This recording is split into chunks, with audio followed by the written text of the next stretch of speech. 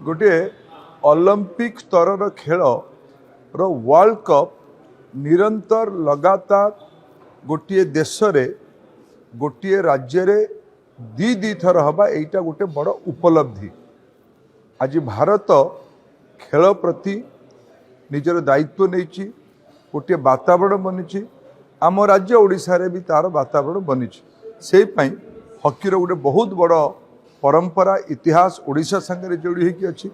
Michael किंडको आरंभ करिकी रोहिदास पर्यंत ये समस्त को मिसेले ओडिशार हकी संपर्कर बड़ परंपरार बड़ परिचय मिलूँ।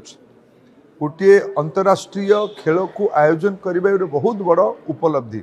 लगातार 2 वर्ष 2टा कप को ऑर्गेनाइज करवा भारत रे ऑर्गेनाइज करवा एटा बड़ उपलब्धि। या अनेक अनेक शुभेच्छा जनाऊँगी।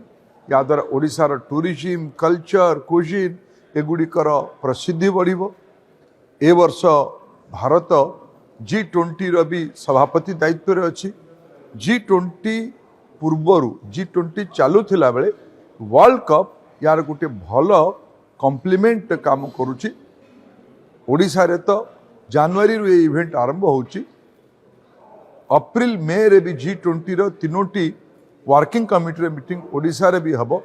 या द्वारा आगामी 5-6 मास पर्यंत ओडिशा रे अंतरराष्ट्रीय इवेंट हबो। या द्वारा हमर ओडिशार मान मर्यादा बढ़िबो। महाप्रभु जगन्नाथ आशीर्वाद रे आज देश एक बड़ महाशक्ति होइछि। या पे मु अनेक अनेक शुभेच्छा जनाऊँगी खेल प्रेमी मान।